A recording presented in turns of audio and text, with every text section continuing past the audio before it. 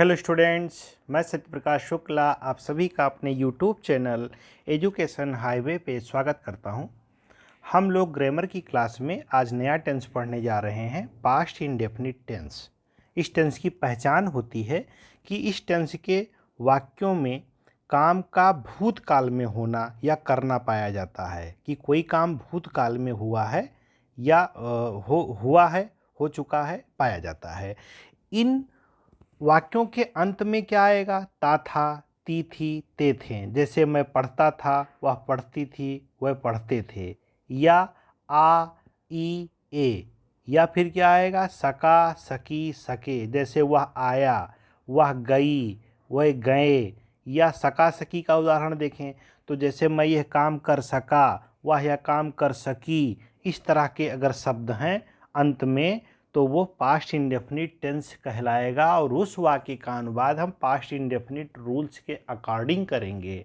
ठीक है, ये होती है पहचान। भूतकाल में किसी काम का होना हो, क्रिया हुई हो, तो वो पास्ट इंडेफिनिट टेंस कहलाएगा। ठीक, जैसे आपको बताया गया।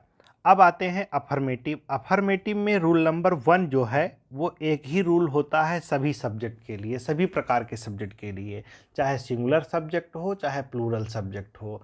रूल जो है एक ही होगा। क्या होगा कि वर्ब की सेकेंड फॉर्म लगाएंगे, कोई सहायक क्रिया नहीं होती है। पास्ट इंडेफिनिट के अफर्मेटिव का ट्रांसलेशन करते समय हेल्पिंग वर्ब होती ही नहीं है, केवल वर्ब की second form past participle form का ही प्रयोग होता है। अगला जो सेकेंड रूल होता है नेगेटिव का, वो है कि सभी सब्जेक्ट के साथ, चाहे वो सिंगुलर सब्जेक्ट है चाहे प्लूरल सब्जेक्ट है, डिड नॉट लिखेंगे। हेल्पिंग वर्ब डिड लिखेंगे और नॉट लिखेंगे। इसके बाद में वर्ब की यहाँ पे फर्स्ट फॉर्म का प्रयोग होता है। अफर्मेटिव में वर्ब की सेकेंड फॉर्म और निगेटिव में वर्ब की फर्स्ट फॉर्म, लेकिन हेल्पिंग वर्ब क्या हो जाएगी? डिड हो जाएगी। अब देखें रूल नंबर 3 देख लें आप। इंट्रोगेटिव सेंटेंस अगर है तो प्रत्येक प्रकार का जो सब्जेक्ट है, चाहे वो सिंगुलर सब्जेक्ट हो चाहे प्लूरल सब्जेक्ट हो, सबके लिए डिड वाक्य में सबसे पहले लिखा जाएगा। जब वाक्य के आरंभ में क्या शब्द आएगा या वाक्य का आरंभ ही क्या शब्द से हुआ होगा, तो उस क्या की अंग्रेजी व्हाट ना हो करके इस टेंस की सहायक क्रिया डिड होगी, जिसको हम शुरुआत में लिखेंगे। डिड लिखने के बाद हम सब्जेक्ट लिखेंगे, फिर मेन वर्ब लिखेंगे और ऑब्जेक्ट लिखेंगे। जैसा कि इंग्लिश का फॉर्मेट होता है सब्जेक्ट वर्ब ऑब्जेक्ट, तो उसी फॉर्मेट में हम हमेशा अनुवाद करेंगे। नेक्स्ट रूल जो होगा इस टेंस का वो ये होगा कि अगर वाक्य के बीच में प्रश्नवाचक शब्द जैसे हैं कब, क्यों, क्या, ये सब आ जाएं, बीच में आ जाएं, तो सबसे पहले हम इनकी इंग्लिश लिखते हैं। तो सबसे पहले इन शब्दों की इंग्लिश लिखी जाएगी, प्रश्नवाचक शब्दों की इंग्लिश लिखी जाएगी। इसके बाद में उस टेंस की सहायक क्रिया जो है वो डिड लिखते हैं। डिड लिखने के बाद फिर सब्जेक्ट लिखा जाता है। तो क्या रूल बना? Question word, helping verb, subject, फिर हम लिखेंगे वर्ब। ठीक है। और इंट्रोगेटिव सेंटेंस में सबसे ज़्यादा जो ध्यान रखने वाली चीज़ है वो ये है कि लास्ट में हम मार्क ऑफ क्वेश्चन मार्क जरूर लगाएंगे, इंट्रोगेशन मार्क जरूर लगाएंगे, प्रश्नवाचक चिन्ह। अब आते हैं, हम एक्सरसाइज कर लेते हैं। इस टेंस की एक्सरसाइज, वाक्य नंबर 1 है मैं अपना पाठ याद करता था। करता था, तो ये अफर्मेटिव है पास्ट इंडेफिनिट का, और ये बताया जा रहा है कि ये भूतकाल में हुआ है। मैं अपना पाठ याद करता था, सुनने में ही लगता है कि पहले की बात है। तब क्या लिखेंगे? सबसे पहले सब्जेक्ट लिखा जाता है। सब्जेक्ट क्या होगा? आई। ठीक है। और वर्ब की कौन सी फॉर्म अफर्मेटिव में बताई गई? Second form. ठीक, तो आई लर्न होती है फर्स्ट फॉर्म, लर्न की सेकेंड फॉर्म क्या होगी? लर्नड। माई लेसन, मैं अपना पाठ याद करता था, अनुवाद हो गया। I learned my lesson. Sita एक मधुर गीत गाती थी। सीता सैंग आ स्वीट सॉन्ग। सीता सब्जेक्ट है, सैंग जो है वर्ब की सेकेंड फॉर्म है, सिंग फर्स्ट फॉर्म होती है, आ स्वीट सॉन्ग ऑब्जेक्ट है या प्रेडिकेट पार्ट कह सकते हैं। तुम एक पत्र लिखते थे। You wrote a letter. You subject है यहाँ पे, रोट राइट की सेकेंड फॉर्म है, आ लेटर ऑब्जेक्ट है। यू रोट आ लेटर, तुम एक पत्र लिखते थे। अगला वाक्य चौथा, वह अपना पाठ याद करता था। वह की इंग्लिश ही लर्नड हिज लेसन। वह अपना पाठ याद करता था। ही सब्जेक्ट हुआ, लर्न जो है लर्न की सेकेंड फॉर्म है, और हिज लेसन अपना पाठ वो बाद में लिखा गया। वह स्कूल जाता था। He went to school.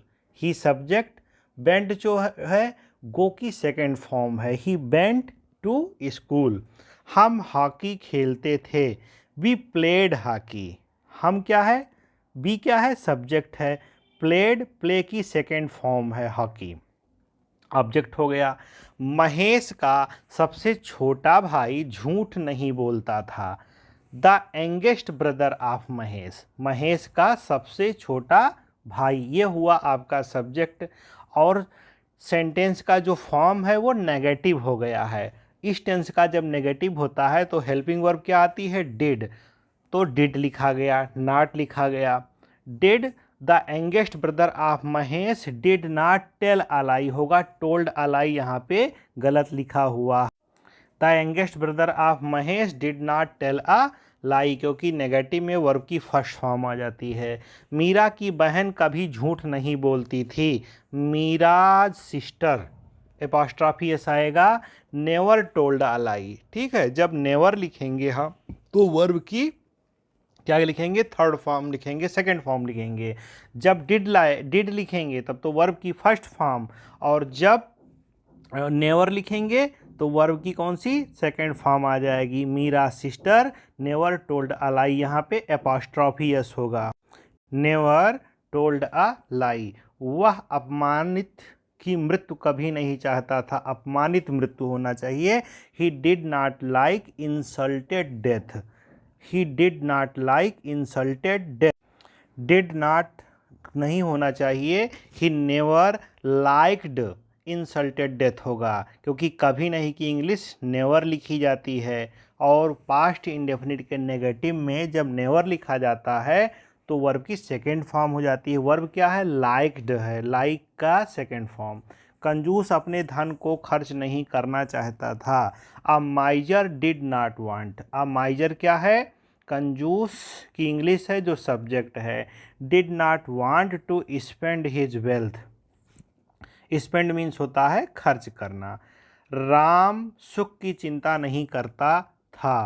Ram did not care luxury. सुख की चिंता करना, केयर करना, चिंता करना। राम यहाँ पे सब्जेक्ट है।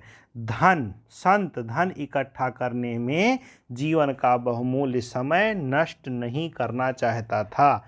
सेंट डिड नॉट, चाहता था आया है, डिड नॉट वांट होना चाहिए। Did not want to spend his precious life time in earning money or wealth. लिख देंगे आप, मनी धन होगा या वेल्थ लिख देंगे, दोनों में से एक होगा। क्या तुम अपने नौकर को प्रतिदिन पीटते थे। तो सबसे पहले वाक्य में क्या आया है, क्या शब्द आया है। इस क्या शब्द की इंग्लिश इस टेंस में इस टेंस की सहायक क्रिया होगी, यानी कि डिड होगी। इस टेंस की सहायक क्रिया इंट्रोगेटिव की क्या है, डिड है। तो डिड सबसे पहले लिखेंगे, फिर हम सब्जेक्ट लिखेंगे। सब्जेक्ट क्या है, यू। ठीक है, यू लिखने के बाद हम लिखेंगे वर्ब। वर्ब क्या है हमारा, पीटना। पीटने की इंग्लिश क्या होती है, beat. Did you beat your servant every day. क्या तुम अपने नौकर को प्रतिदिन पीटते थे। नेक्स्ट सेंटेंस, क्या यह लड़के अपना कार्य ठीक प्रकार से करते थे। क्या शब्द पहले आएगा तो उसकी इंग्लिश हम हेल्पिंग वर्ब से लिखेंगे। Did these boys do their work properly. Did these boys do their work properly, या राइट वे भी लिख सकते हैं, ठीक प्रकार से करते थे। डिड जो है क्या शब्द की इंग्लिश है और हेल्पिंग वर्ब भी है इस टेंस का। अगला है, क्या यह सुनार अच्छी अंगूठियां बनाता था। Did this gold Smith make good rings. क्या यह सुनार अच्छी अंगूठियां बनाता था। Did this gold Smith make good rings. Gold Smith क्या है, सब्जेक्ट है। मेक क्या है, वर्ब है। और गुड रिंग ये ऑब्जेक्ट है। क्या तुम अपनी छोटी बहन को अंग्रेजी पढ़ाते थे। सब्जेक्ट इसमें है तुम, और हेल्पिंग वर्ब क्या है? Did. Did you teach English to your younger sister, छोटी बहन। Did you teach English to your younger sister. Next है, क्या तुम्हारे पिताजी प्रतिदिन रामायण पढ़ते थे? इसका होगा did your father read Ramayana every day. क्या तुम्हारे पिताजी प्रतिदिन रामायण पढ़ते थे? नेक्स्ट होगा, क्या तुम्हारी माताजी प्रतिदिन मंदिर जाती थीं? Did your mother go to temple every day. Did helping verb, your mother है आपका सब्जेक्ट, गो वर्ब की फर्स्ट फॉर्म।